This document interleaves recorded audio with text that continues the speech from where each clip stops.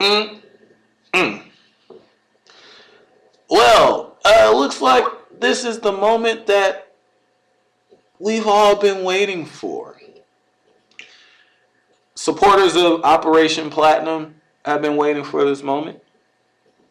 And the Wii U haters have definitely been waiting weeks, months for this moment.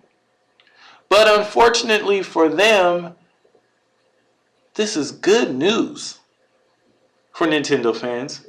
Good news for Wii U owners. Good news for supporters of Operation Platinum. Already had the great news that this game is freaking amazing. Probably the best action game. No, not probably. The best action game ever. After playing through this game, I can honestly say that with a straight face. Bayonetta 2 is the best action game I've ever played in my life. Ever. Ever. And it's exclusive to Wii U. So have that seat. But anyway, the point of this video is Operation Platinum and Bayonetta 2's sales. Because that was the goal of Operation Platinum, correct? To make sure that this game sold and continues to sell as well as it deserves to. And this is hilarious because the haters were waiting in the shadows. They had their champagne ready. They had their music ready to play. They had their dance shoes on. But for no reason. They thought that Bayonetta 2 was going to flop. Based on Japan? Really? The place that you guys said is irrelevant when it comes to gaming? The same place where even though Bayonetta 2 only did 40K at launch, in Japan, it was still the top selling console game for that week? Really? I told you guys, wait until Bayonetta 2 launched in the territories where Operation Platinum is focused. The United States and Europe. And as we've seen, now that it's launched over here, doing pretty freaking well.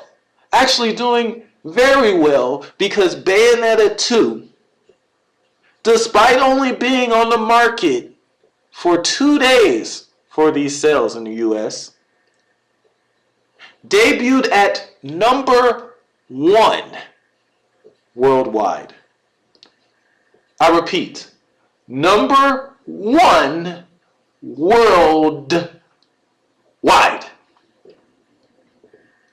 With almost 200,000 copies sold in just a couple days. 200,000. And it's funny because I can guarantee you that a lot of these haters probably thought that the system, that the game, was only going to do 200K over its entire lifespan. This crap is hilarious because everyone thought that this game would flop. Everyone thought I was crazy when I said, hey, we can get this game to eventually sell 1 million copies. And we're already 1/5 of the way there. Actually, counting the sales from Japan, we're actually almost 1/4 of a way to 1 million already. Already. And as I told you guys before, Nintendo games continue to sell over time. I know there's a lot of you haters out there. You said it was going to do 1 million. There's no way it's going to do 1 million if it only did 200K in the first 2 days.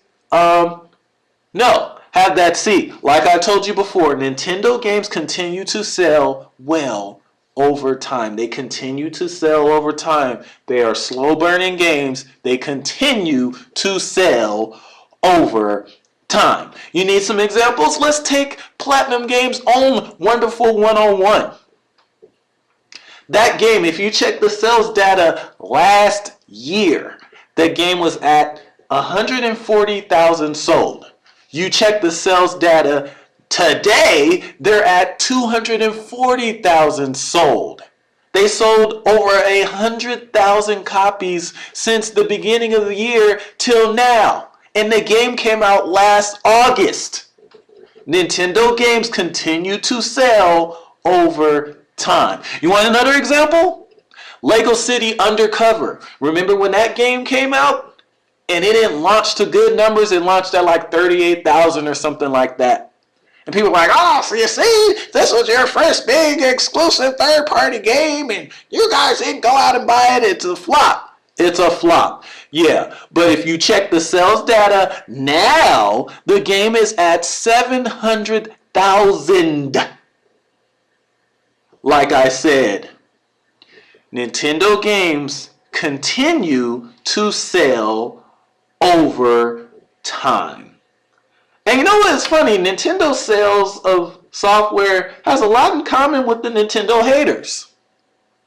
Nintendo games continue to sell over time. Nintendo haters continue to get owned by the doctor over time. Have that seat.